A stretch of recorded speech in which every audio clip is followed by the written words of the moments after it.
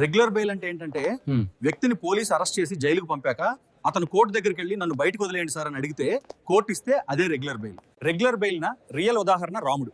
అతన్ని పోలీసు ఒక గొడవ కేసులో అరెస్ట్ చేసి జైలుకు పంపారు.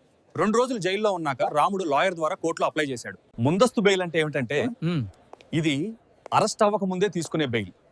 ఉదాహరణకి నాపై తప్పుడు కేసు పెట్టబోతున్నారు, ఎప్పుడైనా అరెస్ట్ చేస్తారేమో అని అనిపిస్తే ముందే కోర్టు దగ్గరికి వెళ్ళి బెయిల్ తీసుకుంటారు.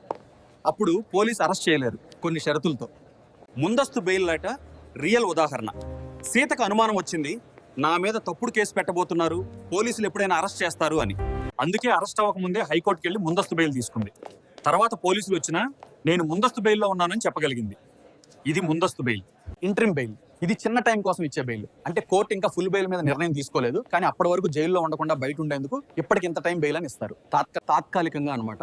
ఇంటరిమ్ బెయిల్ రియల్ ఉదాహరణ.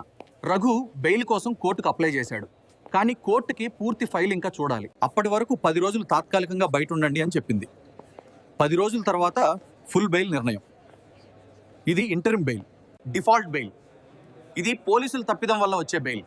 ఏమవుతుందంటే పోలీసుల కేసు పెట్టాక టైం లోపల ఛార్జ్షీట్ ఫైల్ చేయాలి. అది చేయకపోతే నిందితుడికి నన్ను బయటకు వదలసిందే అనే హక్కు వస్తుంది. అదే default bail. Default bail for the real ఉదాహరణ. మనీని ఒక సీరియస్ కేసులో అరెస్ట్ చేశారు. పోలీసులు 90 రోజుల్లో ఛార్జ్షీట్ ఫైల్ చేయాలి, కానీ వాళ్ళు ఆలస్యం చేశారు. 90 రోజులు పూర్తయ్యాయి. మనీ లాయర్ కోర్టులో ఛార్జ్షీట్ లేదు, మా వాడికి బెయిల్ ఇవ్వాలని అడిగాడు. కోర్టు ఇవ్వాల్సిందే. ఇది డిఫాల్ట్ బెయిల్, పోలీసులు లేటు వల్ల. బెయిలబుల్ కేసుల్లో బెయిల్ మన హక్కే. పోలీస్ స్టేషన్లోనే లేదా కోర్టులో అడిగితే వాళ్ళు ఇవ్వాల్సిందే. చిన్న చిన్న కేసులు ఇలాంటివి. బెయిలబుల్ కేసుల్లో రియల్ ఉదాహరణ. రాజు మీద చిన్న గొడవ కేసు పెట్టారు. ఇది బెయిలబుల్ కేసు. పోలీస్ స్టేషన్లోనే షూరిటీ ఇచ్చి బయటకు వచ్చేశాడు. ఇలాంటి కేసుల్లో బెయిల్ మన హక్కు. నాన్ బెయిలబుల్ కేసుల్లో బెయిల్ అంత ఈజీ కాదు. హత్య, అత్యాచారం లాంటి సీరియస్ కేసుల్లో ఇవ్వాలా వద్దా అన్నది కోర్టు ఇష్టమే.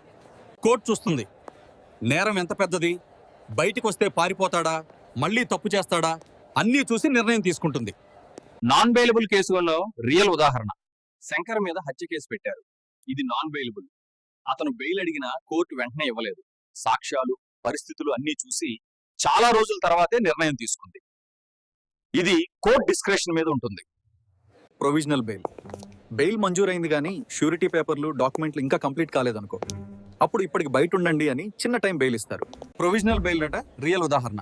గోపికి బెయిల్ మంజూరైంది, కానీ షూరిటీ పేపర్లు పూర్తి కాలేదు. అప్పుడు కోర్టు ఈలోగా 2 రోజులు బయట ఉండండి అని చెప్పింది. ఇది ప్రొవిజనల్ బెయిల్. పారోల్, ఫర్లో వాదు ఇవి బెయిల్ కాదు, కానీ చాలా మంది కన్ఫ్యూజన్ ఉంటుంది.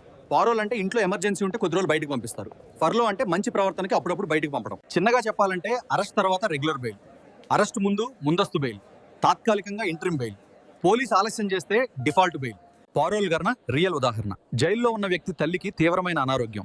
జైలు అధికారులు 10 రోజులు ఇంటికి వెళ్లేందుకు అనుమతించారు.